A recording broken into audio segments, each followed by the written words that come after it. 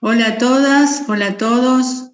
Mi nombre es Sandra Zapatero, soy miembro de la Comisión de Relaciones Internacionales del Partido Comunista de la Argentina y delegada general de la Comisión Gremial Interna del Banco Credit Coop.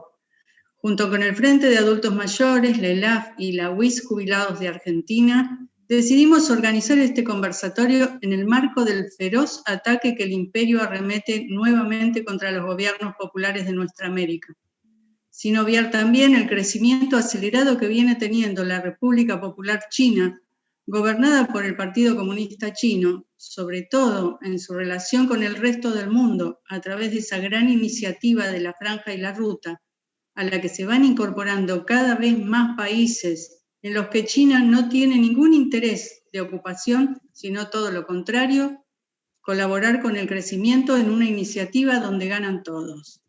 Estamos convencidos hoy más que nunca, ante esta oleada anticomunista, que tenemos la obligación de hacer conocer la verdad de lo que el gobierno de los Estados Unidos intenta con nuestros hermanos pueblos de Nicaragua, Cuba, Venezuela, Haití y el resto de nuestra patria grande. Con la intención de salir mucho más fortalecidos en la solidaridad con los pueblos hermanos, es que hoy contamos con la presencia de Sergio Guili, psicólogo, presidente de la ELAF, Escuela Latinoamericana de Formación, Hombre Nuevo, Mujer Nueva, integrante de la Coordinadora Internacional de Escuelas Marxistas-Leninistas, y con Miguel Ruiz, dirigente sindical de la Central de Trabajadores José Benito Escobar, y miembro del Consejo Presidencial de la Federación Sindical Mundial. Para comenzar, le damos la palabra a Sergio Guili. Adelante, Sergio, te escuchamos. Bueno, muchas gracias, Sandra. Muy buenas tardes, muy buenas noches al público que está compartiendo con nosotros esta hermosa velada donde vamos a estar compartiendo la realidad que está viviendo el hermano país Nicaragua. Es un honor, un orgullo y una alegría estar aquí y, bueno, tratar de dar una breve introducción a lo que va a ser indudablemente la exposición central de Miguel acá explicándonos un poco la situación ahí en Nicaragua. Para nuestra generación, la revolución nicaragüense ha sido una luz, un faro, forma parte de nuestros más preciados recuerdos en términos de la lucha popular y de la energía vibrante de los pueblos latinoamericanos. Y en ese marco tenemos que entender la actual agresión que está sufriendo el hermano pueblo de Nicaragua, así como todos los pueblos de Latinoamérica, enmarcado dentro de lo que es una especie de Plan Cóndor II, así se lo ha llamado para que quede claro a todos y todas de qué se trata. Una articulación que de la mano del imperialismo, de la mano del Departamento de Estado, intenta reversionar los procesos populares y revolucionarios de nuestra América. Indudablemente, en este marco hay un nuevo orden que está virando desde la unipolaridad vergonzosa que vivíamos en el mundo desde la caída del muro de Berlín hacia una mucho más benéfica multipolaridad, donde la República Popular China está empezando a generar una nueva correlación de fuerzas. Y tenemos antecedentes históricos, así como, digamos, en su momento el Plan Cóndor I, el primero, el inicial, el primigenio, aquel que unió a las dictaduras del Cono Sur, es un antecedente de lo que pasa hoy.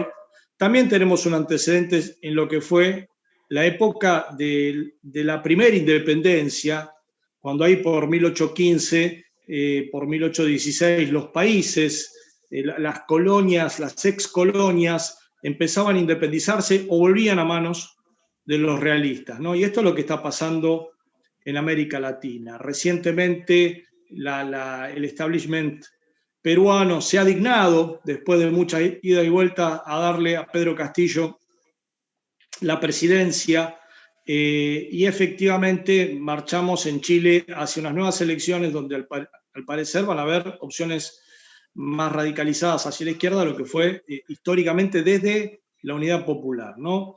Pero en este marco el imperialismo no descansa. En 2018 en Nicaragua hubieron manifestaciones violentísimas con la misma matriz, con exactamente la misma matriz que fueron las manifestaciones violentas en Venezuela, las llamadas guarimbas en Venezuela, con quema de cuerpos humanos, de personas vivas, como pasó en Venezuela. Ninguna organización popular jamás va a quemar seres humanos, eso es un accionar fascista de la derecha, y esta fue la característica que presentó indudablemente estas movilizaciones. Pero esto hay que marcarlo en una serie de hechos que nos demuestran la existencia de este Plan Cóndor y que les voy a tratar de hacer una sucinta reflexión y recordatorio.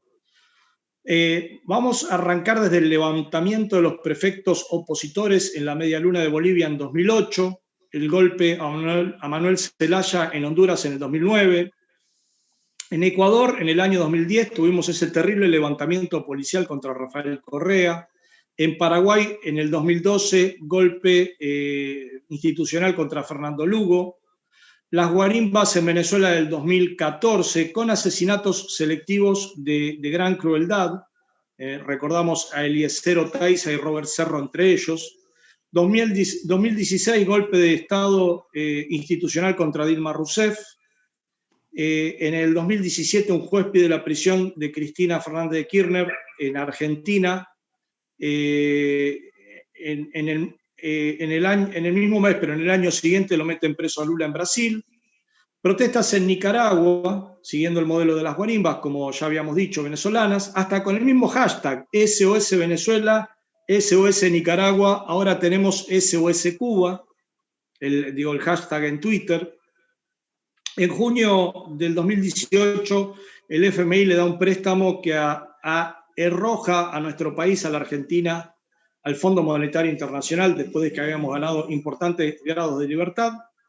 Un año después, en Ecuador se ordena el arresto a Rafael Correa. En el 2018, en Venezuela atentan contra la vida de Nicolás Maduro. Y en el 19, Guaidó se autoproclama presidente de ese país. Provocación montada en Cúcuta con 3 presidentes latinoamericanos de la derecha apoyando el Venezuela Live AIDS, ¿sí? Donde se intenta una invasión terrestre a ese país, al hermano país. En noviembre del 2019 se da un golpe de Estado en Bolivia contra Evo Morales. Masacre de Sencata y Sacaba. En el 2021, hace unos días, asesinato del presidente de Haití, Jovenel Moïse, por un comando integrado por militares colombianos. 2021, protestas en Cuba. Digamos que durante todo este periodo han habido masacres en Colombia, no divulgadas por los medios masivos de comunicación, en el marco de un proceso de pacificación del hermano país, ¿no? Entonces tenemos un marco donde tuvimos una tremenda avanzada neoliberal y conservadora en el continente que formó el Grupo de Lima, que desarticuló la UNASUR y la CELAC en pos de intentar construir un PROSUR. La lucha de los pueblos, la heroica lucha del pueblo chileno y del pueblo colombiano han golpeado duramente este contubernio. Y hoy por hoy los pueblos de Latinoamérica tienen otro horizonte. En ese marco, Nicaragua ha sido siempre un bastión de la resistencia latinoamericana, ¿sí?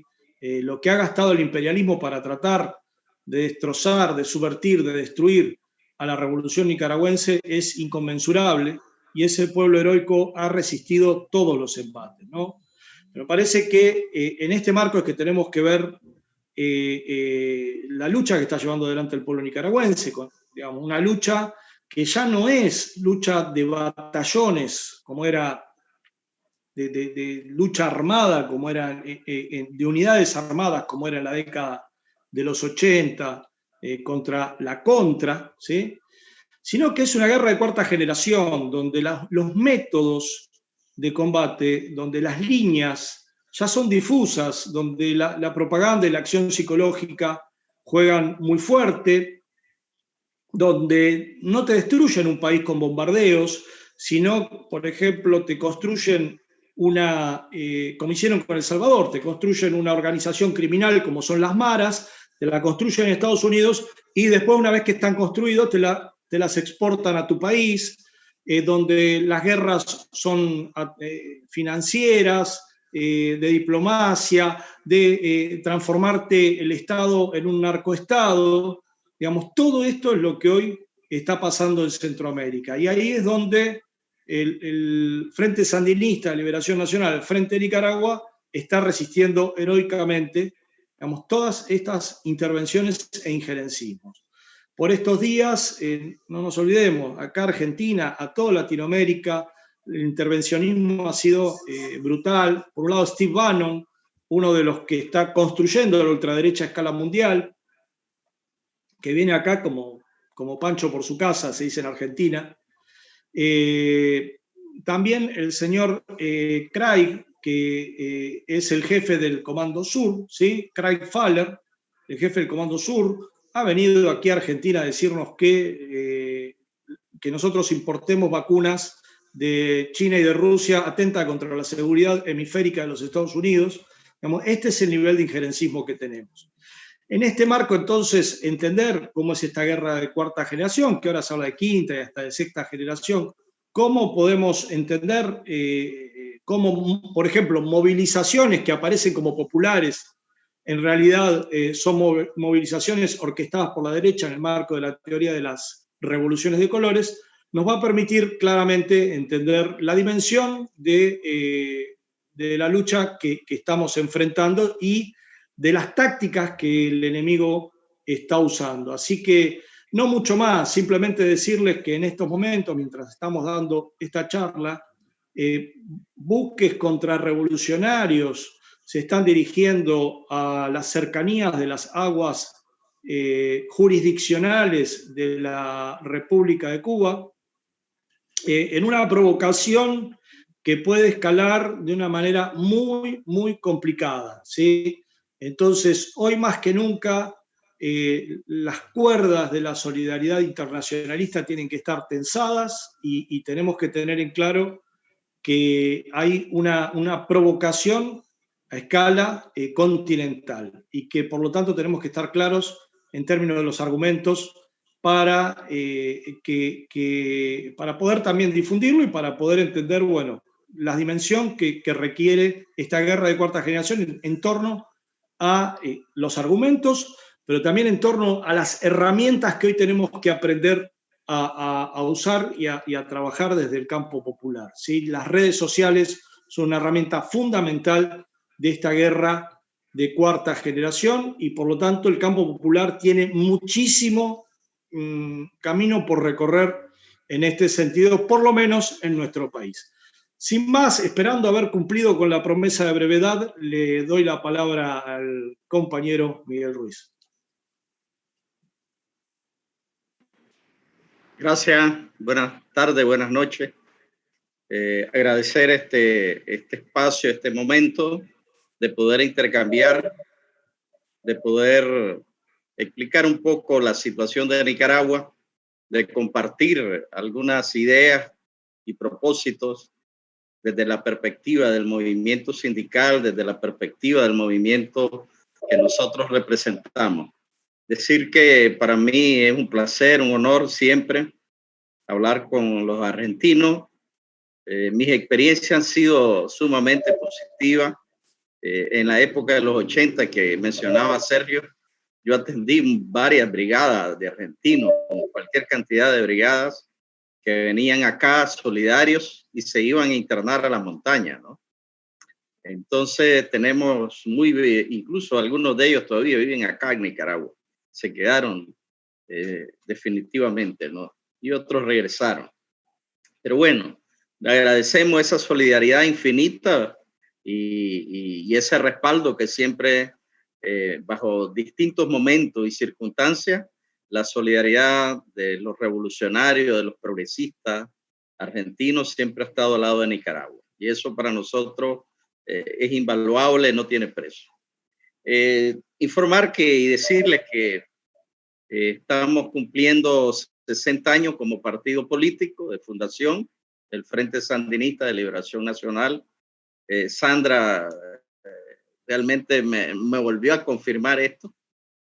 A mí se me había escapado y es verdad, estamos cumpliendo 62 años, porque nosotros priorizamos los 42 años del triunfo de la revolución. Recién cumplimos 42 años de haber triunfado contra una de las dictaduras más sangrientas de América Latina, de Somoza.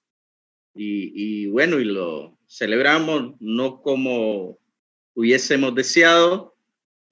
También está afectando la pandemia en nuestra región y tenemos que ser muy cuidadosos, muy responsables. Tenemos que cuidarnos y establecer esos protocolos de bioseguridad para la protección de la vida. Y en medio de estas condiciones, de esta pandemia que ha golpeado al mundo, ¿verdad? También nosotros como trabajadores, como movimiento sindical, tenemos que reconocer que nos ha impactado y nadie, absolutamente nadie estaba preparado para este tipo de crisis que ha provocado esta pandemia a nivel mundial. Entonces, en medio de todo este contexto de celebraciones, conmemoraciones, estamos desarrollando todo un proceso electoral. El 7 de noviembre en Nicaragua van a haber elecciones y nos estamos preparando para esas elecciones. Creemos que vamos a salir con una victoria contundente. Las últimas encuestas hablan de un respaldo hacia el Frente Sandinista de más del 62%. Pero bien, antes de llegar a ese tema, a mí me gustaría un poco detenerme, ¿verdad? En lo que vivimos de abril del 2018 para acá. Nosotros éramos un país, bueno, ustedes saben, Nicaragua escasamente nos acercamos a los 7 millones de habitantes. Nuestra población económicamente activa se calcula en 2.400.000 nicaragüenses, es pequeña. Relativamente nuestra población es una población joven. Tenemos el territorio a nivel de Centroamérica, somos un poquito más grande de toda la región centroamericana, Nicaragua, y tenemos mares en el Pacífico y en el Atlántico. Entonces veníamos con un crecimiento acelerado de nuestra economía antes del 2018 de un 4, un 5%. Era impresionante el crecimiento económico de Nicaragua. Habíamos resuelto y hemos resuelto todos los problemas de energía. Nosotros resolvimos una matriz energética muy con apagones de 8, 10, 12 horas. Eso nos dejó el neoliberalismo. Privatizaron la energía, la salud, la educación estaba privatizada y nuestros puertos privatizados, las comunicaciones, vendieron el ferrocarril. Es decir, veníamos de una situación sumamente bien complicada en el 2007. Recordemos que en el 2008 se da la crisis, entre comillas, financiera, que es una de las crisis más graves del capitalismo en Estados Unidos, y en medio de ese contexto se asume la presidencia nuevamente al frente del comandante Ortega, y entonces nuestra economía venía en una clara tendencia de crecimiento. Nosotros, nuestro modelo, hay que entenderlo, nos declaramos socialistas, cristianos y solidarios. Eran 3 grandes pilares. Explicarle por qué cada uno de ellos, ¿verdad? Nuestra población, y esto es un análisis y un estudio de Carlos Fonseca, un marxista convencido, habiendo doctrinario, habiendo estudiado en la Unión Soviética, pero cuando viene y dice, bueno, tenemos que entender la realidad de Nicaragua. ¿Y qué pasa? Que cuando nosotros hablamos de comunismo, la gente entiende que los vamos a comer vivos, nos ven como unos salvajes, nos ven. Y tenemos que aplicar entonces este marxismo a nuestra realidad. ¿Y nuestra realidad cuál es? Que nuestro pueblo es un pueblo creyente, creen, ¿verdad? En distintas denominaciones religiosas, y tenemos que ser respetuosos de ese pensamiento del pueblo. Y introduce, y por eso es el Frente Sandinista, la sabiduría de Carlos Fonseca, y por eso fue nuestro líder y que unió, él introduce ese pensamiento sandinista. Y entonces, ¿por qué Sandino? Porque recobra de Sandino el nacionalismo. Sandino es un hombre nacionalista de tendencia liberal. Entonces dice, nosotros tenemos que hacer una combinación de esta teoría con nuestra realidad. Sandino, siendo un liberal nacionalista, se enfrentó a los norteamericanos, a los gringos, a los filibusteros y los derrotó Sandino. Entonces nosotros debemos llamarnos Frente Sandinista de Liberación Nacional. Y tenemos que un poco, los que somos comunistas vamos a seguir siendo, pero respetando los que tengan tendencia a creer que existe Cristo, que existe Dios, que existe, ¿verdad?, otros tipos de denominaciones y creencias. Y es así entonces que el Frente Sandinista logra avanzar y logra una articulación poderosa en toda la sociedad. De tal manera que para nosotros esta situación de llamarnos cristianos no tiene una gran connotación que estemos rompiendo con un esquema de carácter ideológico fuertísimo, ¿verdad? Al contrario, lo vemos nosotros como un proceso de construcción alternativo y de desarrollo en ese aspecto de la toma del poder político. Y entonces los pilares nuestros, y somos socialistas, que esa es nuestra mentalidad, nuestra filosofía ideológica, somos socialistas y somos solidarios además con los pueblos. Eso no lo puede, el Frente Sandinista no puede renunciar. Entonces eso constituye nuestros tres grandes ejes y a partir de ahí se define toda una estrategia de trabajar con el sector. En ese momento se hizo alianza con sectores religiosos, tanto de denominaciones católicas como cristianas, evangélicas, y el Frente articula todo un plan y se comienzan a construir alianzas con otros sectores de la economía. Y Nicaragua entonces venía desarrollando, avanzando de una manera fuerte, dinámica. Cuando Nicaragua ¿dónde comienzan los problemas? Cuando Nicaragua anuncia que vamos a construir el canal interoceánico.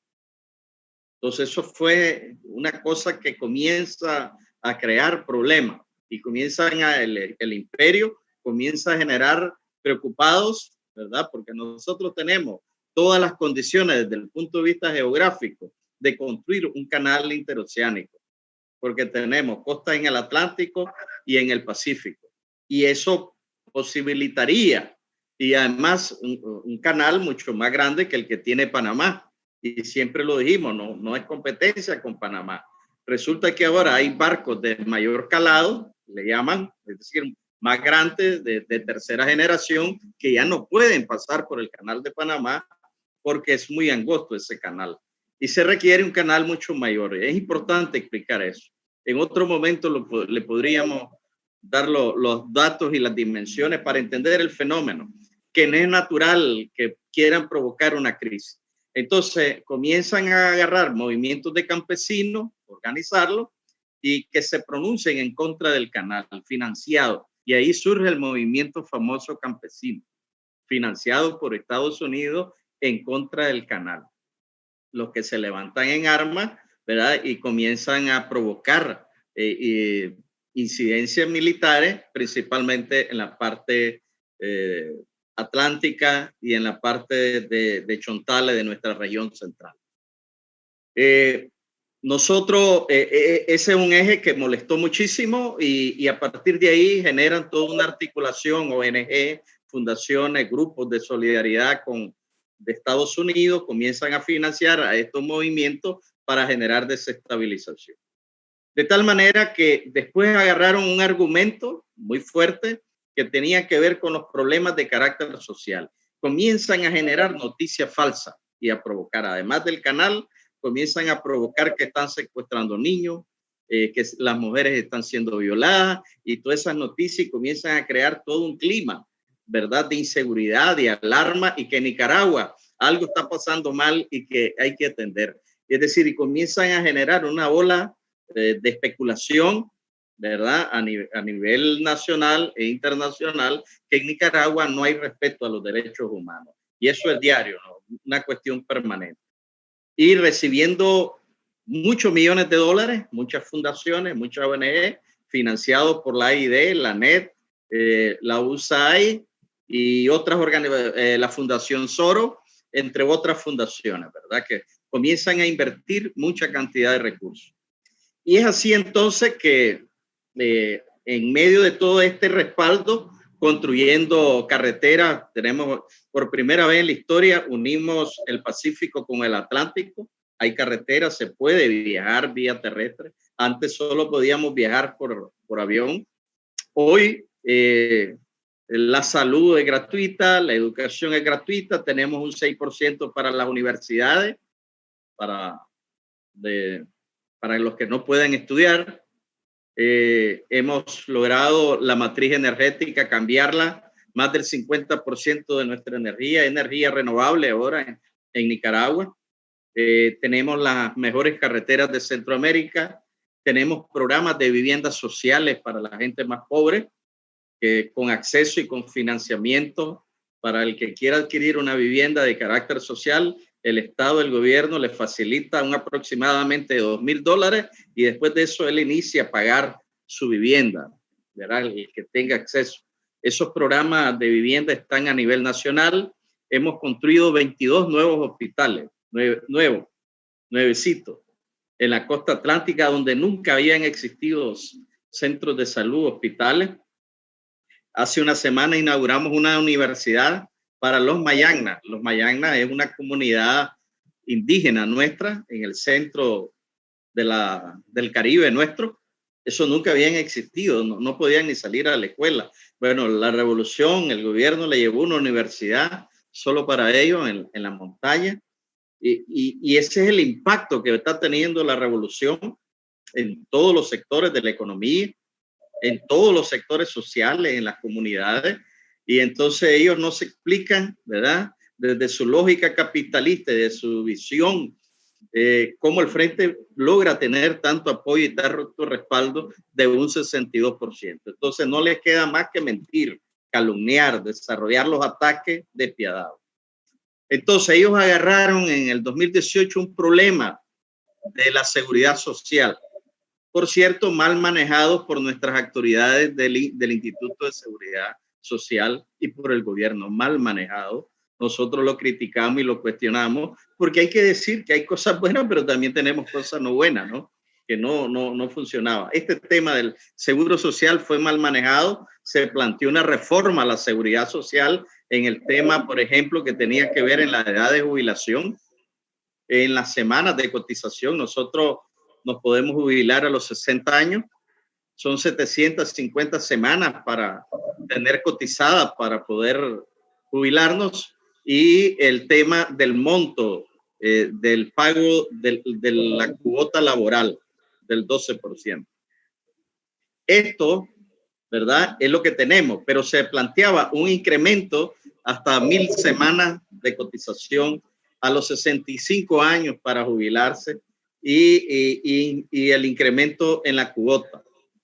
Eso, por supuesto, fue rechazado por nosotros mismos, porque no tenía consenso. Recordemos que la seguridad social normalmente es de carácter tripartita, de gobierno, empresario y trabajadores. Teníamos que buscar un consenso, de tal manera que ese consenso lo manipularon.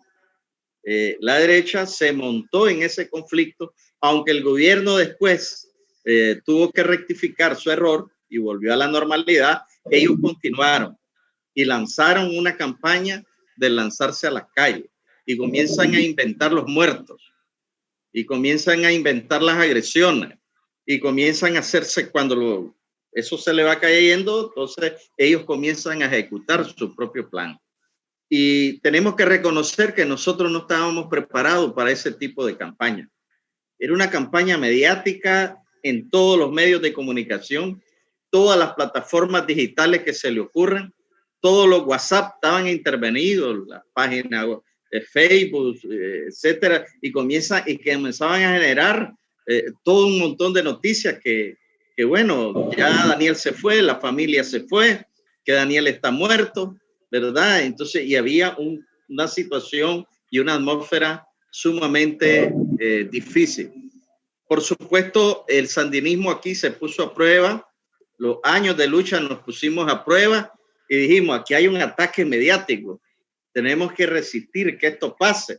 Entonces, en nuestra fuerza nos replegamos Es decir, la policía se replegó por más de 30 días, acuartelada, no salía la policía, nunca salió el ejército. Dijimos, no, mantengamos ahí, vamos a esperar un poco que se desgastaran, ¿verdad? Ellos. Y pasamos 2 meses en esa situación. ¿Quiénes estaban detrás de los tranques o guarimbas? Eran exmilitares, ex-MRS, que se habían ido del frente. Ellos dirigían esos tipos y había secuestro y habían asesinatos y decían que era el frente el que los estaba matando. ¿Ah? Entonces, hay documentales, hay evidencia de que fueron ellos, porque ellos cometieron el error que ellos mismos se grababan. Quemaban una persona y se grababan y hacían como un ritual satánico en medio de un muerto. Y eran militantes nuestros, a los que los amarraban, los pintaban, los desnudaban, a los hombres y mujeres, ¿verdad? Y comenzaban a castigarlos y que renunciaran públicamente al frente sandinista. Eso era lo que, y todo eso está grabado. De tal manera que cuando dijimos nosotros, esta situación en el frente ya insostenible, tenemos que actuar, y efectivamente quitamos los tranques. En 3 días los tranques desaparecieron, los quitamos. Salió la fuerza del frente sandinista, los combatientes históricos, los reservistas, los militantes, los obreros, a quitar esos tranques. Nos provocaron más de 1.500 millones de dólares en pérdida. Quemaron una parte de la Universidad de León, la Universidad de Managua, la saquearon, la OPOLI, quemaron alrededor de 5 municipalidades, incluido Granada, una municipalidad histórica que viene de la colonia, una de las primeras ciudades del continente, la quemaron. Fueron y quemaron ahí. Quemaron alrededor de 5 radios, centros de salud, vehículos, es decir, hicieron un desastre. Y ellos creían que era una revolución y que ya habían triunfado. No fue así. Cuando salió el frente, salió el pueblo, los derrotó, ¿verdad? Estuvimos en las calles y ya cuando hemos venido evaluando más despacio toda esta situación, nos damos cuenta que no estábamos preparados para ese tipo de guerra y que había que prepararnos, que había que aclarar.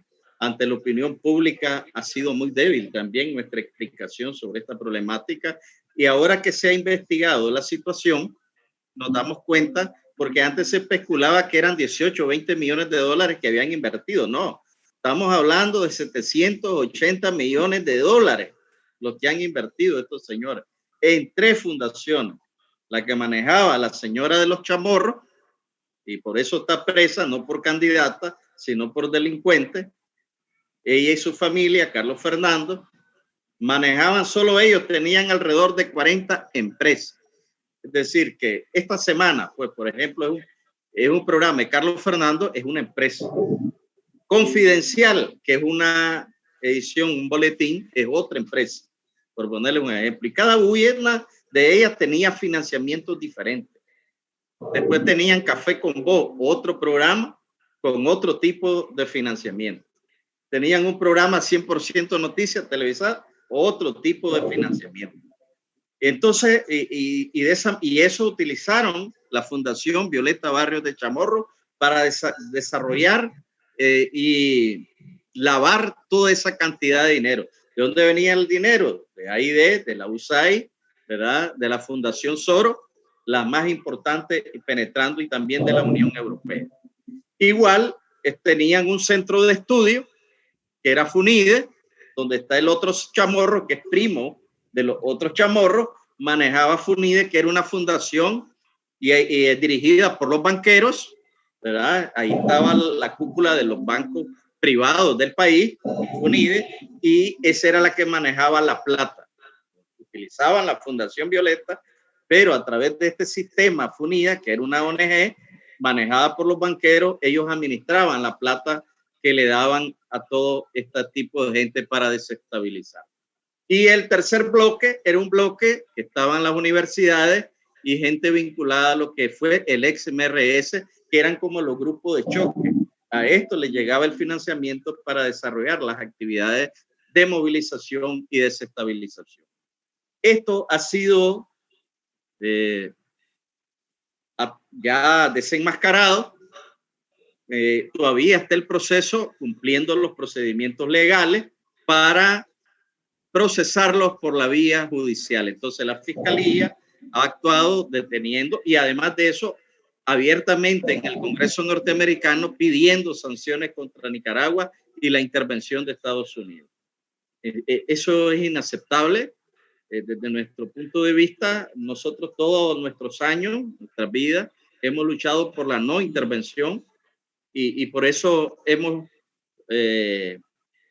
enfrentado situaciones antes de Sandino. Enfrentamos a William Walker en 1885-86, un filibustero gringo que vino y se proclamó presidente de Nicaragua. Bueno, lo asesinaron ahí en Trujillo, en Honduras.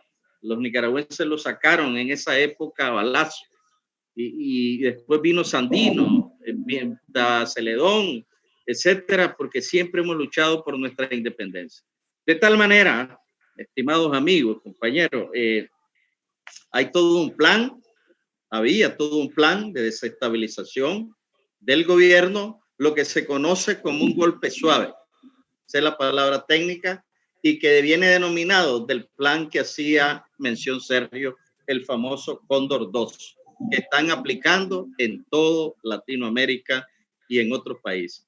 Similares cosas están pasando en Cuba. Hacen toda una plataforma por arriba de desinformación, pero para abajo están metiendo montones de dinero a familias cubanas, fundaciones cubanas, para desestabilizar y generar. Y desde afuera desarrollan todo, desde Miami, tienen una serie de plataformas digitales electrónicas diciendo de que, bueno, ya la revolución cubana ya llegó a su fin. De tal manera que ante estos hechos, para nosotros como movimiento sindical, decidimos cerrar filas en respaldo al gobierno y al Frente Sandinista.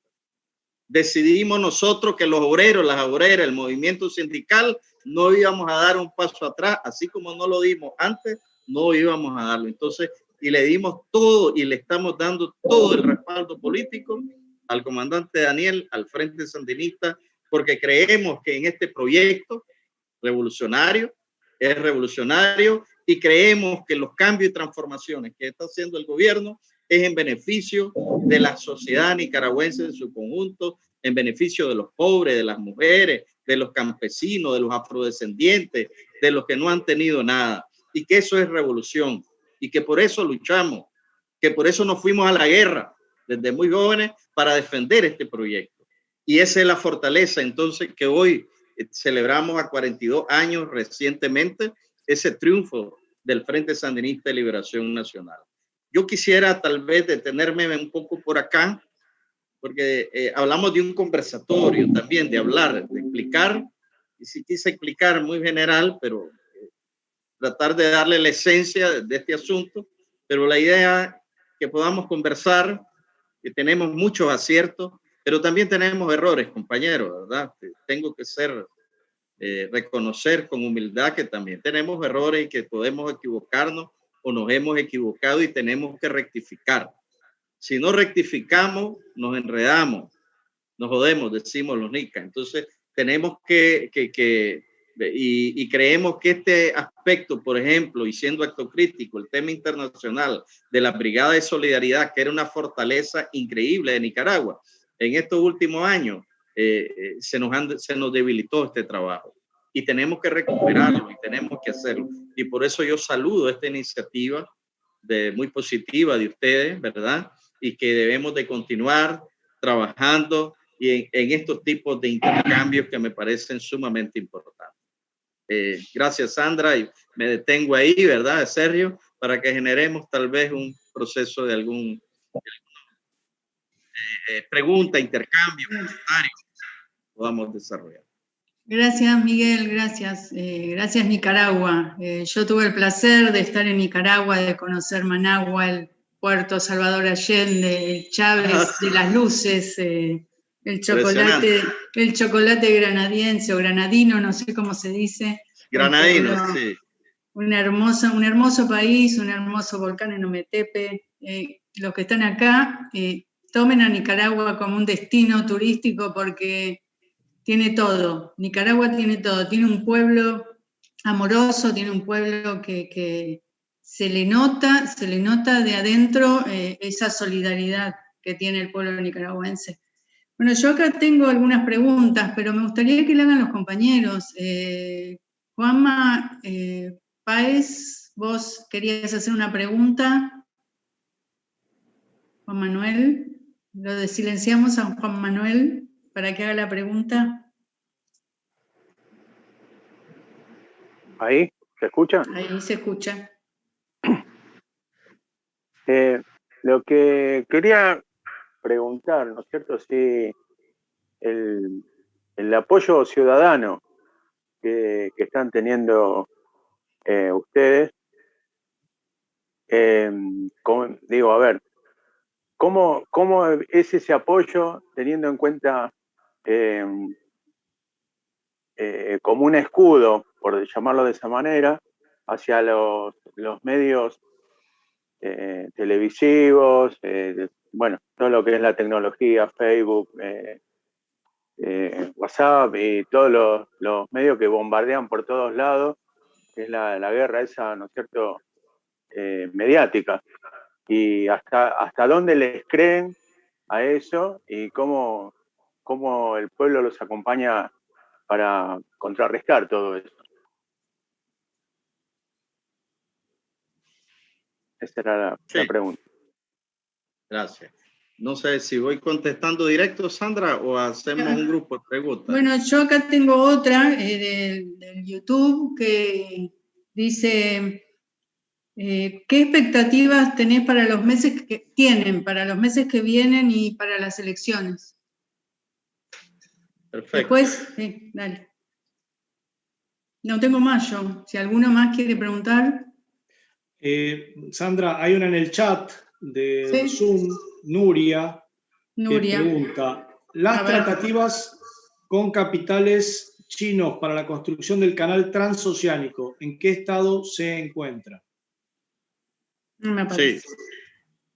Buena esa. Mira, y quiero empezar por ahí. Hay una ley que se aprobó en el Parlamento sobre la creación del canal. Una ley donde establece una concesión a un consorcio chino continental de poder construir. Y eso es lo que está provocando el problema, ¿no? Que es China continental el que va a construir el canal. Y por supuesto van a poner la plata. Si ese proyecto se genera, por supuesto, no solo Nicaragua, toda la región centroamericana cambiaría fundamentalmente de raíz, ¿no? Por el impacto que tiene este proyecto en la región. Actualmente se estaban solicitando 3 tipos de estudios: ambientales, estudio climático, estudio de suelo, estudio del impacto que va a tener. Es decir, todos esos estudios están en proceso, pero también hay un estudio económico de la situación económica sobre el canal. Un estudio lo están haciendo unos ingleses, otro estudio lo están haciendo, entiendo, unos nórdicos, que son especialistas en construcción de puertos, y por supuesto hay otra comisión de trabajo que está trabajando la cuestión financiera. Pero en este momento, después del golpe fallido, del golpe suave, eso está en espera. No ha continuado, está en espera. Pero están todos. Una condición fundamental para esto del canal es que tenemos que tener un puerto en la parte atlántica. Nicaragua, una de sus debilidades es que los puertos que tenemos en la parte atlántica no son puertos que le llaman internacionales, sino que son puertos de carácter nacional con grandes limitaciones, no para grandes barcos que puedan entrar por esa vía. Entonces, están pidiendo construir lo que le llaman un puerto de aguas profundas en Monkey Point, que es una parte del Atlántico nuestro, es una región donde hay condiciones para construir un puerto de aguas profundas. Esas son condiciones que debemos de tener previo a la construcción para meter equipo, es decir, no tenemos condiciones. El estudio indica que no hay condiciones para meter maquinarias pesadas, camiones de grandes toneladas, etcétera. Y todavía entonces ese estudio se está trabajando. Así estamos en el Gran Canal. Es decir, que estamos todavía en esa etapa de estudio. ¿Cómo nos preparamos en las redes y el pueblo? Nosotros, sí, hoy hemos visto y estamos preparándonos. Hoy para nosotros esto es una gran prioridad, conocer cómo manejar las redes electrónicas, las distintas plataformas, que no nos engañen. Sabemos que es una noticia falsa. Estamos preparando nuestra base sindical, política, a nuestros líderes políticos, preparando en este tema que es lo que Sergio ha dicho, ¿verdad? La cuarta dimensión del trabajo de la informática, la tecnología, y a través de esto te están generando ahora grandes campañas de desestabilización y de intervención. Entonces estamos preparados en eso, pero lo más efectivo es el trabajo que nosotros desarrollamos cuadra a cuadra, barrio a barrio, con la gente. Nosotros, ese es un estilo del Frente Sandinista histórico, nuestro trabajo que le denominamos casa a casa, es decir, ciudadano a ciudadano. Estamos desarrollando todo ese tipo de actividades de preparación de nuestra base. Nosotros tenemos todo un calendario electoral y nos estamos preparando. Este fin de semana, 24 y 25, vamos a una verificación ciudadana, que significa yo, Miguel Ruiz, voto en la Junta Receptora 040, por ejemplo, tengo que ir a ver que ahí debe aparecer mi nombre, ¿verdad? Entonces, todos los ciudadanos en este país están convocados a irse a verificar. Y por eso es que el argumento de que hay fraude se les cae, porque ellos tienen que ir a verificarse. Si no van a verificarse, no pueden hablar de fraude, que han venido argumentando que va a haber fraude. Lo que pasa es que el Daniel y el Frente no bajan del 62% de intención del voto de la gente, ¿verdad? Entonces, después de esa verificación, viene la inscripción de los candidatos para presidente. Ellos han manipulado que están presos candidatos. No, ni siquiera eran candidatos. Es para dar la imagen negativa de Nicaragua, que aquí se echan presos. Una buena parte de ellos ni partidos políticos tenía para correr como candidato. De tal manera, viene ese proceso después de inscripción de candidatos en la primera semana de agosto, hasta el 13 de agosto, y después arranca la campaña electoral, que sería el 7 de noviembre. Estamos preparándonos para eso. Lógicamente, las encuestas dicen que hay alrededor de un 20% que no dice por quién va a votar. El partido más cercano al Frente Sandinista, uno que se conoce como C por L y los liberales, uno tiene un 8%, otro 10%. Ni junto a ellos son opción para derrotar al Frente Sandinista, pero bueno, pero si se unen quizás puedan reunir más votos, ¿verdad? La derecha, son los partidos de derecha, y estamos entonces preparándonos. Nosotros tenemos todo un tendido electoral que le denominamos nosotros las rutas electorales. Eso lo trabajamos desde siempre. Cada uno de nosotros sabe dónde tenemos que ir a trabajar para ir a cuidar el voto y para invitar a la población que vaya a votar por el Frente Sandinista. Estamos en esa labor. Explicarle también de que nosotros no nos confiamos, ¿verdad? Ya tuvimos una experiencia de derrota electoral en 1990, que veníamos de una guerra, estábamos confiados y perdimos las elecciones, y el Frente Sandinista demostró su voluntad democrática, entregamos el poder, una revolución triunfante del 79, nunca se había visto, entregamos el poder en el 90 y lo recuperamos 17 años después por medio de las elecciones. Y hoy nosotros tenemos la seguridad que vamos a ganar, pero no nos confiamos. Y por eso nosotros ante los problemas nuestros siempre decimos, sí, tenemos problemas, pero lo importante para nosotros es la revolución, es el proyecto político de la revolución. Y ahí todos nos juntamos para ir a defender la revolución, ¿verdad? Y después discutimos nuestros problemas. Esa es la lógica de los NICA, ¿no? Nos unimos y después sigamos discutiendo las contradicciones que nosotros tenemos. Ustedes saben que somos un frente, siempre. En el Frente Sandinista tenemos gente que piensa como empresarios, que piensan como banqueros, tenemos gente que piensa, no piensa, yo pienso de otra manera, ¿no? Pero esa es nuestra riqueza del Frente Sandinista y eso nos ha mantenido unidos por muchos años. Lamentablemente se nos fueron los del MRS desde 1996, para los que no sepan o no están enterados. El MRS se fue desde 1996 y no son del Frente Sandinista, porque hay veces está la manipulación a nivel internacional, como que el MRS estuviera dentro del frente o fuera una corriente. No, el MRS se fue, renunciaron al Frente Sandinista. Luis Carrión, miembro de la Dirección Nacional, en 1990 renunció a la militancia y se fue a Estados Unidos, a Harvard a estudiar, un comandante, se fue. Y así como él, se fueron otros.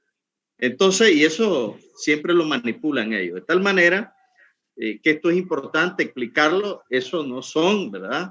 Porque hay veces no quieren a meter el debate de que por qué la Dora María, ¿no? Y esas no son del frente, renunciaron a su militancia. Ah, que es comandante guerrillera, sí, bueno, yo también soy guerrillero y hay muchos como ella guerrilleros y que nunca lo han dicho y seguimos en el frente y nunca hemos tenido cargo en el frente. Yo, por ejemplo, nunca he sido ni concejal ni funcionario de gobierno y milito desde el Frente Sandinista desde los 14 años y anduve en la guerra, antes, durante y después. Y entonces, ¿de qué estamos hablando? Les digo a ellos. Eso es lo que pasa en el frente, ¿verdad? Y esa es la historia nuestra y la riqueza nuestra. Y aquí, esto es lo que hemos cerrado fila con Daniel Ortega al frente. De tal manera que estamos en ese proceso, ¿verdad? Estos amigos que fueron, ya no son. Y son los principales detractores del Frente Sandinista. Y nosotros siempre nos critican y nos cuestionan porque tampoco nunca aclaramos estas cosas, ¿verdad? O Sergio Ramírez dice cualquier cosa ahora, ¿verdad? Y se le olvida que él era el presidente en funciones de Nicaragua, porque Daniel se dedicaba a otras cosas mientras él le daba la presidencia a Sergio, y ahora se quiere lavar la mano como que nunca tuvo ninguna responsabilidad. Es un mentiroso, ¿verdad? Y falta de ética la que él tiene de no asumir sus responsabilidades. Y cuando se lanzó como candidato en el MRS para presidente, no tuvo ni el 5% del respaldo popular, imagínense usted, ni el 5% de respaldo. De tal manera, entonces, un poco para responder a las inquietudes, nosotros nos estamos preparando, no nos confiamos, estamos trabajando en nuestros tendidos electorales, no tenemos los candidatos, van a salir en su momento, pero en el Frente Sandinista todo el mundo en el frente dice Daniel, queremos respaldar a Daniel, ¿verdad? Entonces hay cuestionamientos que por qué no otro, dicen, ¿verdad? Entonces, ¿y por qué como que el frente no tiene otros candidatos? Siempre nos dicen eso también y nos critican y nos cuestionan, ¿verdad? Entonces, y ese es un debate interno que tenemos todavía, que no lo hemos concluido. Son parte de las dificultades, cómo nos vamos a preparar para el futuro, ¿verdad? ¿Cuál es el relevo generacional que vamos a tener en la estructura? El Frente viene construyendo un relevo generacional importante. Nosotros tenemos una ley del 50%, ustedes saben, ¿verdad? Que dice la ley que para partidos políticos debe haber 50% varones y 50% mujeres. Para cargos públicos, igual. Es decir, si hay 92 diputados, la mitad deben de ser varones y la mitad mujeres. Y los cargos de ministro, igual, mitad mujeres y mitad varones. Es una ley y eso está funcionando y eso da oportunidad, porque se habla del tema de la equidad, el tema de la igualdad. Bueno, el Frente ha dado muestra de que sí caminamos en esa dirección y están los espacios para las jóvenes, para las mujeres, para la gente, las comunidades indígenas, afrodescendientes. Está la ley de la autonomía. Entonces, en el Frente ha venido trabajando estos temas con mucha profundidad y con mucha fuerza. Y desde la perspectiva del movimiento sindical, tenemos un movimiento sindical obrero y público, digamos. Yo vengo de la parte obrera, pero tenemos problemas también, ¿verdad? Como todo sistema y como todo movimiento, y le hemos dicho también a nuestro gobierno al frente, tenemos que discutir esta situación a lo interno. Tenemos que resolver. Por ejemplo, nosotros, desde el movimiento sindical obrero, cuestionamos el hecho de que un dirigente sindical tenga 3 o 4 cargos, sombreros, decimos nosotros. Eso nos parece que no puede ser, ¿verdad? Entonces, y lo hemos dicho, claro, esto causa problemas. Cuando uno lo dice, este es muy crítico, dice, bueno, no, pero ¿cómo va a ser que yo soy dirigente sindical, soy propietario, soy jefe de una comisión, soy esto? Entonces me convierto en, hay un conflicto de intereses, güey, y parte. Eso no puede ser, y lo hemos dicho y lo estamos discutiendo al interno. Quizás no lo resolvamos hoy, pero lo vamos a resolver después, ¿verdad? Pero son planteamientos para que tengan una idea de que las cosas tampoco son tan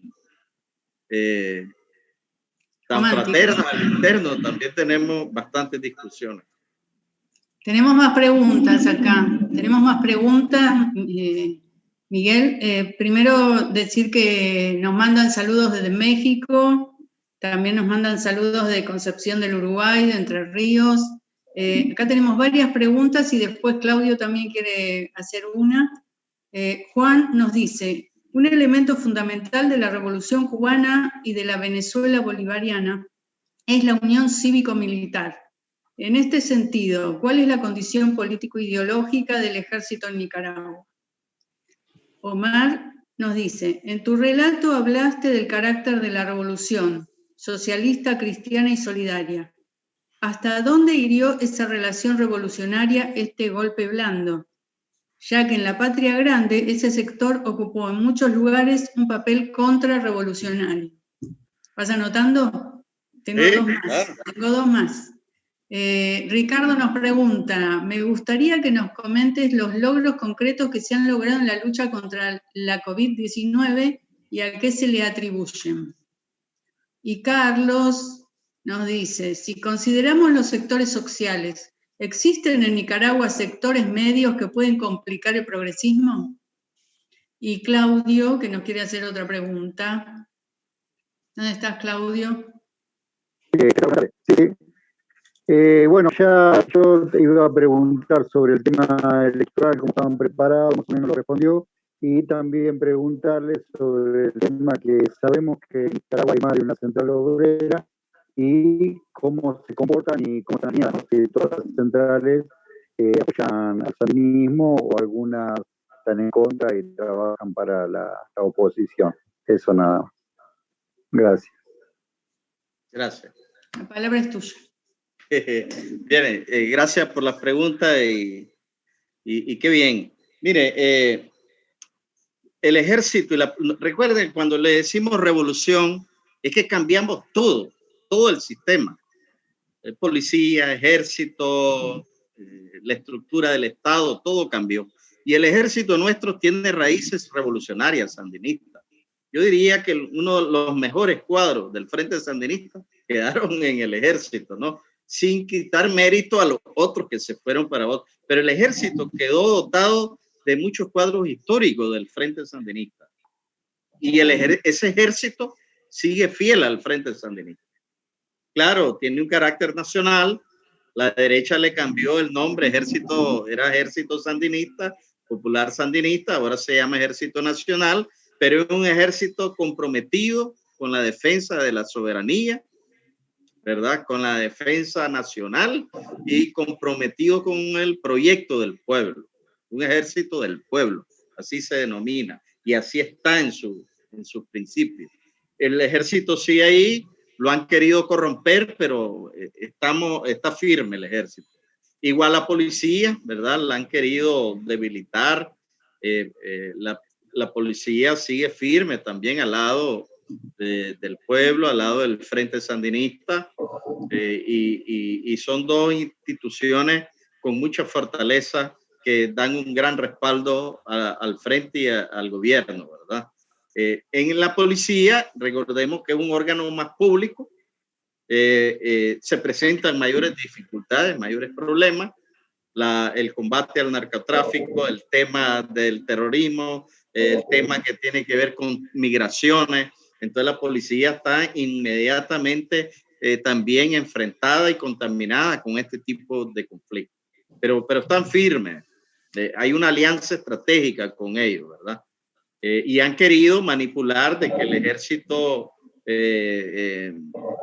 no actúa, no defiende los derechos del pueblo, han querido manipular y debilitar esta institución. Y se me olvidó decirle que hay muchas sanciones del gobierno norteamericano que Daniel las ha calificado que son agresiones contra Nicaragua y donde están instituciones del ejército que están siendo sancionadas. Recordarles también que Estados Unidos ha elaborado una serie de leyes para bloquear a Nicaragua. NICAAT es una de ellas y recientemente una ley que se llama Renacer, que es para bloquear y sancionar a Nicaragua y al ejército. Entonces estamos ahí trabajando con ellos. Esto del golpe afectó la alianza porque nosotros se rompió una alianza con sectores empresariales y los sectores religiosos, principalmente de tendencia católica. Afectó el golpe. Y uno de los grupos más beligerantes que tuvieron era un grupo religioso, un obispo, ¿verdad? Que ahora está viviendo en Roma. Este obispo, incluso él fue el creador de la Alianza Cívica, un obispo involucrado en política, y además lo dijo públicamente que él fue el creador. Entonces ahora está afuera viviendo y ahí afectó, esta crisis afectó parte de esa alianza con este grupo religioso y con los sectores empresariales del COSEP, que se conoce en Nicaragua, bueno, donde su antiguo presidente es el que está preso, que es José Adán Aguirre, porque él conspiró después de trabajar 12 años en alianza con el gobierno y de haber tenido, viene entonces y conspira y está demostrado financiando los tranques. Ellos financiaban, los empresarios, los tranques, entonces para desestabilizar y derrocar al gobierno. Esa alianza se debilitó. Trabajamos entonces en otras alianzas con otros grupos económicos emergentes, las cooperativas, las pymes, MIPYME, que son pequeñas y medianas empresas, en construir ese tipo de alianzas, ¿verdad? No con la gran empresa, y fortalecer alianzas con otros sectores religiosos. Es lo que ha hecho en este momento el Frente Sandinista. Logros, tenemos muchos logros, ¿verdad? En la cultura, en la recreación, muchos parques, mucha diversión. Tenemos estadios, bueno, nosotros no somos como ustedes que tienen el fútbol, lo llevan en la sangre, en todo, ¿no? Y tienen eso, nosotros béisbol. Nos dicen, eso de garrote y de esa pelota no lo entendemos mucho. Pero bueno, nosotros hemos construido montones de estadios de béisbol, ¿no? Y eso la gente ha impactado. No solo centros de salud y escuelas, también el deporte y la recreación son temas fundamentales y hemos avanzado muchísimo en esos temas, reivindicando, decimos, la cultura y la salud para el pueblo. En la salud, nosotros, yo decía que tenemos, bueno, nuevos de paquete, qué sé yo, centros de salud, hospitales, y estamos construyendo 8 nuevos hospitales más, ¿verdad? Con toda la tecnología, en regiones donde no existía, en el norte, en el Caribe, en el centro de Nicaragua, en la montaña, pues ahí estamos construyendo centros de salud. ¿Y cómo hemos atendido el tema del COVID? Nosotros, recuerden, tenemos un modelo comunitario de salud. ¿Qué significa un modelo comunitario? Nosotros tenemos desde la comunidad, el barrio, unidades de salud. Entonces, después de la unidad de salud viene el centro de salud. Después del centro de salud viene el hospital. Y después del hospital vienen las unidades especializadas. Es decir, es un sistema un poco similar al modelo cubano. El modelo nuestro. Es un modelo preventivo. Eso significa que nosotros detectamos desde el territorio cuando hay problemas, un contagio, se atiende, va directo. Entonces, atenderlo. Están ya los centros ubicados donde atender, ¿verdad? En primera instancia a cada uno de estos enfermos. Entonces, esto nos ha dado muy buenos resultados. La vacuna, además, es muy eficiente el sistema que nosotros tenemos. Primero van los crónicos, se atienden a los crónicos, enfermedades crónicas, después se atienden a los más adultos, después atendemos a los médicos, a los que están vinculados a esto, a los de salud, los empleados, todo eso ya fueron cubiertos y atendidos. Después ya vienen los de mayor edad y en ese proceso, y hay todo un plan nacional. Si se pone vacuna en Managua, pero también se debe poner en el norte del país o en el sur del país. Es decir, es un sistema que está funcionando. Hay un plan. Tenemos dos tipos de vacunas, la Sputnik, ¿verdad? La rusa. Yo ya estoy vacunado, ya tengo las 2 vacunas, entonces, y así como yo, pues cantidad, a cualquiera, no hay discriminación, nada más que tiene que cumplir la edad, tiene que tener la edad y ir al centro de salud, al hospital donde le corresponde. De esa forma estamos atendiendo nosotros este tema, pero además no hemos bloqueado, no hemos dejado de trabajar, ¿verdad? Nosotros seguimos laborando en las empresas, en las instituciones. Hemos firmado 2 protocolos, le llamamos protocolo de salud 1 y un protocolo laboral. El protocolo de salud establece, ¿verdad?, claramente qué es lo que debe cumplir una institución privada o pública como protocolo. Si no cumple eso, entonces no se le da autorización. Deben de tener las mascarillas, los guantes, el alcohol, ¿verdad?, el distanciamiento, los baños, es decir, todo un protocolo que debe cumplir cada empresa y cada institución. Y eso hemos sido estrictos, nosotros lo hemos exigido y eso ha permitido no paralizarnos tampoco, porque con medio de la crisis, del golpe, de la pérdida, más esto, Nicaragua ya estuviera enterrado y sin embargo se estima que vamos a crecer un 3% nuestra economía este año. En medio de toda esta crisis, ¿verdad?, mundial, Nicaragua se está planteando crecer porque no dejamos de sembrar los frijoles, el arroz, las actividades productivas en el campo, y siempre tenemos nuestra economía está funcionando. De tal manera que estamos atendiendo el COVID, sí, estamos preocupados porque hay rebrotes muy fuertes en Costa Rica, en Honduras, por ejemplo, y El Salvador ya hay grupos en cuarentena nuevamente. Nosotros todavía no hemos llegado a eso, andamos libres, ¿verdad? Panamá hay cuarentena que están en la región centroamericana, hay medidas estrictas en las aduanas que deben de cumplirse y la movilidad, estamos saliendo muy pocos eventos internacionales y eso nos permite también tener un cuidado razonable. Por último, decirle que nosotros en medio de esta crisis, sí, hay cosas que nos preocupan fuertemente. Hay una gran caída del mercado laboral.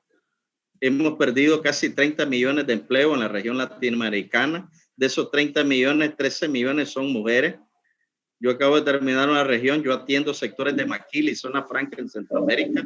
En Centroamérica hay 600,000 trabajadoras que laboran en estos esquemas de maquila y zona franca. Hemos perdido muchos empleos, no les están pagando los salarios en Honduras, El Salvador y Guatemala a los trabajadores. Hay una crisis real, hay mayor cantidad de gente que comienza a migrar, por ejemplo, y ven como destino a Estados Unidos, y por Nicaragua pasan colombianos, pasan haitianos, buscando a Estados Unidos, ¿no?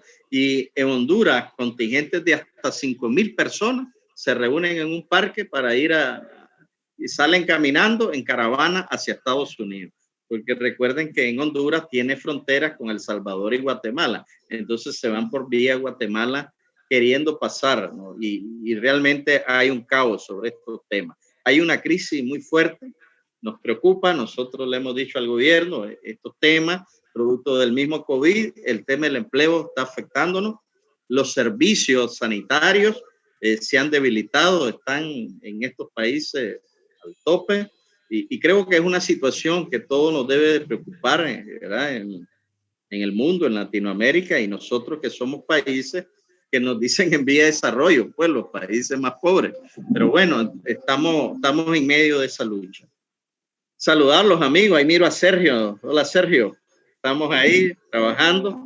Hoy tuvimos una conferencia ayer también de respaldo a Cuba. La Federación Sindical Mundial ayer dio un respaldo contundente a Cuba a nivel mundial, ¿verdad? Y Nicaragua respalda. Recuerden que nosotros somos del ALBA, ¿verdad?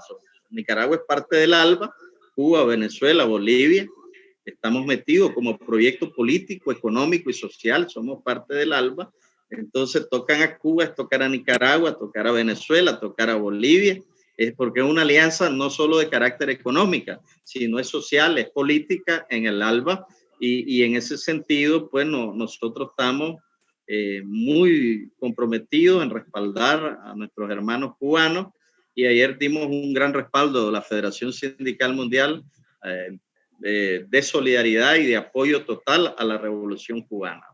Y bueno, y este hecho que hoy estamos acá también nosotros, ¿verdad? Aprovechar, además de la solidaridad hacia Nicaragua, aprovechar, dar la solidaridad a nuestros hermanos cubanos que están en situaciones realmente complicadas, porque ellos están en una isla, nosotros tenemos frontera, ¿verdad? Y la gente puede circular, comer, ahí les tienen bloqueado hasta la alimentación, no tienen medicina, pero no tienen jeringa, por ejemplo, para poner una inyección, porque los tienen bloqueados. Entonces, Cuba realmente necesita de todo nuestro apoyo, de todo nuestro respaldo. Cuba que ha sido solidaria con todo el mundo, ¿no? Y merece todo esa gran campaña que debemos desarrollar para que levanten el bloqueo contra Cuba. Gracias, Miguel. Ahora le pasamos la palabra a Sergio, pero antes quiero decir que hay saludos desde Tucumán también y desde Merlo. Sergio. No, brevemente, no quería despedirme sin retransmitir el saludo precisamente de camarada Sergio Nicoliquia, que saluda: hola compañeros y compañeras, saludo del Sindicato Argentino de la Manufactura del Cuero, que es en Argentina el sindicato que lleva bien alta la bandera de la Federación Sindical Mundial, que es la que pueden ver detrás de Miguel. Esa es la Federación Sindical Mundial, ¿no? Entonces, transmitir el saludo por un lado. Por otro, comentarte, Miguel, bueno, que en Argentina, por lo menos para un amplio sector de la izquierda revolucionaria, la solidaridad con Nicaragua es algo muy sentido. Hay una película acá que se hizo sobre los 120, los brigadistas que fueron a Nicaragua, y realmente estaría muy bueno que esto que dijo Sandra al principio, que esto reactive o fortalezca o dé un nuevo impulso a la solidaridad con Nicaragua, y como vos planteaste, poder volver a las brigadas, sería realmente un impulso también para nuestros militantes, nuestros compañeros, compañeras y camaradas. Por último, una cuestión que la hablamos antes, la hablamos y que yo no quiero irme sin plantearlo. Una de las matrices con las cuales trabajó el imperialismo para intentar aislar al gobierno sandinista, es plantear que estaba encarcelando a líderes presidenciales de la oposición. Y que tener en claro que hay una ley digamos, donde está imposibilitado el ciudadano nicaragüense de recibir no las donaciones, sino las tremendas remesas de dinero que llegan a través de la USAID y de la NED, de la National Endowment for Democracy, que son mascarones de proa de la CIA, y de otras instituciones, como vos ya planteaste, la Open Society Foundation de Soros, la Oxfam, digamos, donde, bueno, los ciudadanos nicaragüenses tienen prohibido, digamos, recibir ese dinero para desarrollar las actividades subversivas que estaban desarrollando estos ciudadanos. Y que en ese sentido, y teniendo en cuenta las nuevas formas de trabajo del imperialismo a través de las guerras híbridas, de la proxy war, es decir, hacer que otros, tercerizar sus guerras, me parece que lo que ha hecho el gobierno sandinista nos plantea una jurisprudencia que tiene que ser muy tomada en cuenta por los gobiernos latinoamericanos. ¿Por qué? Porque Correa ya tuvo severos problemas con la CONAIE y con otras organizaciones disque indígenas que fueron fortalecidas por grandes remesas, millones de dólares para hacer la oposición. Evo Morales ya había tomado algunas medidas y el gobierno boliviano va a tener que seguir tomando medidas para acabar con ese injerencismo norteamericano, Y me parece que Nicaragua nos plantea, también para los argentinos, una jurisprudencia que hay que empezar a plantear firmemente, que no puede cualquiera financiar a cualquiera para que haga cualquier cosa en cualquier país, ¿no? Me parece que esto tiene que quedar claro y que el ejemplo nicaragüense nos está enseñando acerca de, bueno, cómo tenemos que defender a los gobiernos populares. Sin más, bueno, comentarte, Miguel, que hay aquí camaradas que han estado ahí, que se han jugado el pellejo también y que, bueno, que seguramente deben estar recordando un montón de cosas y vibrando mientras vos hablás y nos comentás todas estas cosas, toda esta rica información que nos diste. Por mi parte, nada más, simplemente un abrazo de mi parte, de parte de la Escuela Latinoamericana de Formación, y agradecer a los camaradas de la compañeros de la Comisión Interna del Banco Credicop habernos hecho partícipe de esta interesantísima actividad. Simplemente eso, muchas gracias. Bueno, queremos resaltar la presencia acá en este evento de Rogelio Leonardis, el secretario general de los docentes de La Rioja. También contamos con la presencia de Ignacio Cámpora, que es el responsable de la Federación Sindical Mundial en Argentina, secretario de Comunicación de ATE Capital y miembro de la Comisión Sindical del Partido Comunista también. Queremos agradecerle a todas y a todos la presencia y otra vez decirle lo que dijo Sergio y lo que dijimos al principio, que comprometemos a todas y a todos a más solidaridad, a más abrazo a los pueblos, no solo a Nicaragua, como decía Miguel, también a Cuba, convocarlos para el 26 en la embajada a las 16:30, un acto en solidaridad con nuestro hermano pueblo cubano y el faro que nos guía a todos y a todas. Un abrazo fraterno de todos y a todos y a todas y a todes. Y gracias por estar. Muchas gracias. Gracias, Miguel, y te comprometemos para una próxima, seguro. Para la próxima, y después acá en Nicaragua, los esperamos. Nos vemos allá. Todos los invitamos y los recibimos con los brazos abiertos. Muchas gracias.